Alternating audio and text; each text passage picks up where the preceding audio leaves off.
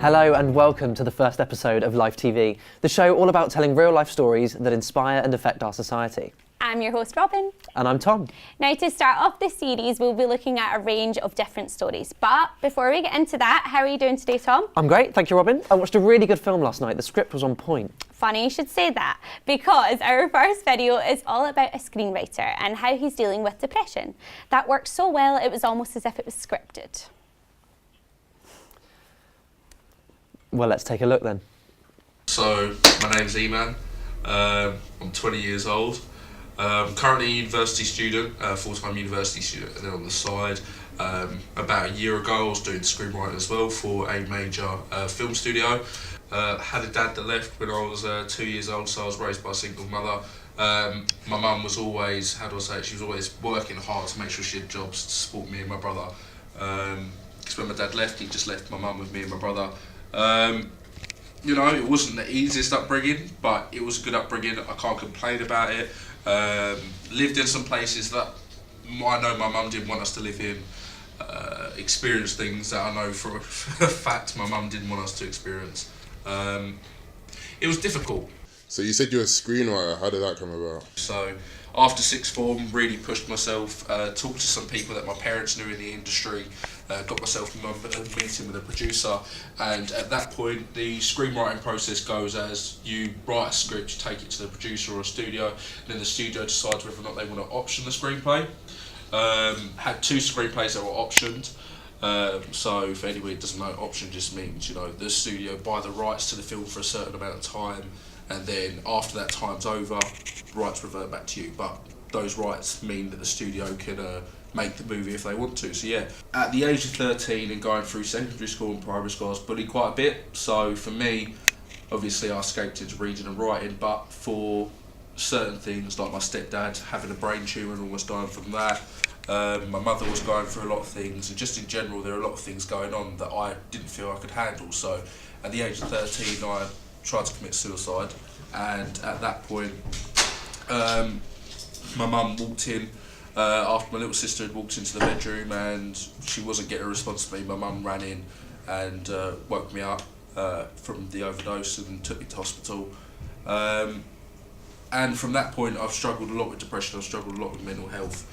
At the age of 17 years old, I was in a relationship, and things that went on in the relationship, I don't think a lot of teenagers go through that. And again, I tried to take my own life at the age of 17, and then again last year at the age of 19. I think, you know, growing up, I think everybody can sit there and go, yeah, things aren't so bad for him and all this kind of stuff. I have things in my life that I don't talk about. I mean, this is certainly the first time I've properly gone on camera and spoken about this, but yeah, I struggled a lot with mental health. I'm still not over it. I still take medication for my depression, and I'm level, but there are times where I sit there and I struggle. So I kind of push myself, and I think my reason for writing and went direct is to take my experience to other people and share it and hopefully help them with it. There you go, some eye-opening stuff. It really was. You know, I never really thought about the process a screenwriter goes through. It's a job role that you don't necessarily hear about very much. I think it's great as well that he wants to use the screenplays in order to give those with mental health problems a platform, using his talent for good use. Talking of talent, watch this. Well, that was a bit awkward. Anyway, on to our next video. Do you remember the 2012 Summer Olympics? Yes, I always remember Chris Hoy winning gold and Mo Farah's 10,000 metre triumph, two moments that really stand out to me. Well, our next video is all about the London Olympics and the effects that it had on the local area after the Games. Now, our team went to the West Ham Stadium and asked the public what the Olympic legacy is to them. Let's see what they got.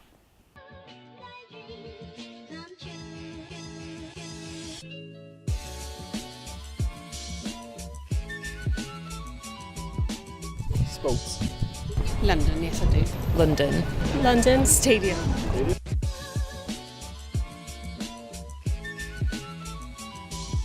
Sort of jobs, regeneration.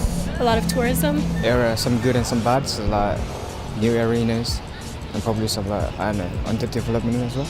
great. I used to work up here 18 years ago, so now I just think, yeah, wow. Kind of, a lot of people were more like they were around the area a lot and people were walking and stuff. It's a great place to be.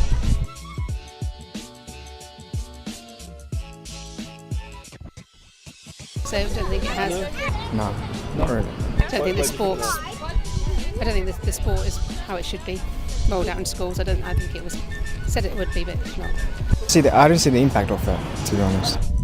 Yeah, I think so, definitely. I Yeah. just feel like with the park and everything, we've still got like little bits on the floor where it says about how far the athletes jumped or something like that, or how many people were here. I still think coming around the park, you still feel that atmosphere. I think, even for me, when the Olympics came on, I just felt like I could go outside and do stuff as well, the same as they did as well, Just it sort of did inspire me to do stuff.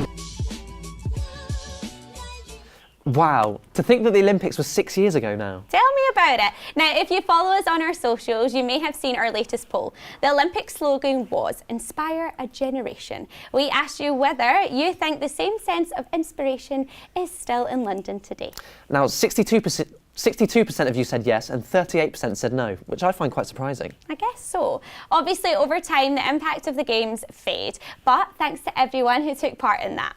Now, if you want to take part in our next poll, be sure to follow us on our socials at LifeTV_LDN.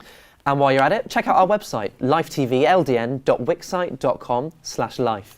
There you'll find a variety of content, including bonus videos, behind-the-scenes photos from our shoots, and in-depth articles. Well, that's all we've got for you today. We hope you enjoyed today's show, and thank you to everyone who took part. And thank you for watching. I'm Robyn. And I'm Tom. And until next time, bye.